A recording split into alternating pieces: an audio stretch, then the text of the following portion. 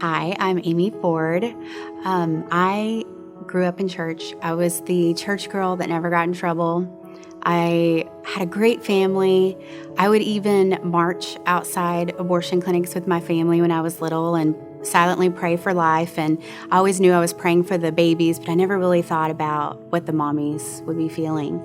And I always knew that one day I would never have an abortion, but until I got pregnant. I had an unplanned pregnancy when I was 19 years old, and coming right out of high school, I was so scared and so worried, and me and the father of the baby, we just had convinced ourselves and believed the lies of the enemy that our life was over and that we were going to be homeless and that we would be on the side of the road and our parents were going to kick us out and they were going to hate us forever. And we just believed it enough to make the appointment to go to an abortion clinic. And we scheduled it, and they made the father of the baby wait out in the waiting room. We went in and they did the sonogram, and I had thought, well, there's a pill you can take if you're less than 6 weeks along that the baby just goes away, and I try not to think about where the baby goes to.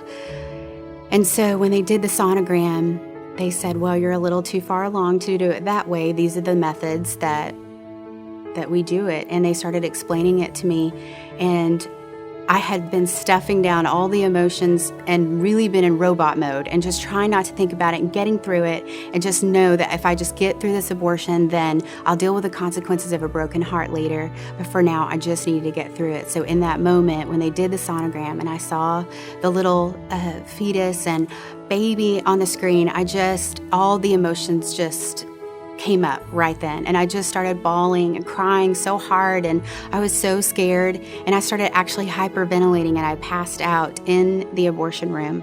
And when I came to, the nurses were standing over me, and I really believe that God gave me a sign and an angel of a nurse, because the lady she gave me a drink of water and said, you know what, you are too emotionally distraught to make a decision like this today. You can come back another day, but today is not your day. You're not getting an abortion. And so I walked back out into the waiting room, and I told the father of the baby, we're still pregnant.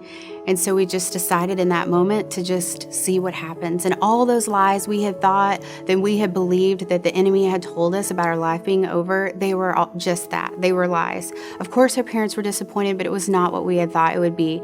They were supportive, and it took a little bit of time, but by the time the baby came, they were so happy. Our little boy is such a blessing, and he has blessed our lives. I can't imagine what my life would be without him.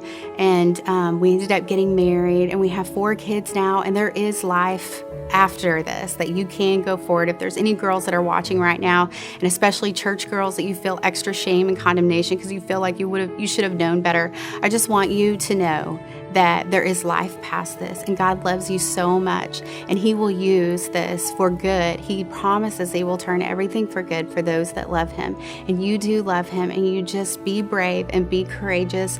Get involved in a church family and let the church love on you and get some support, and you can get through this. We love you too.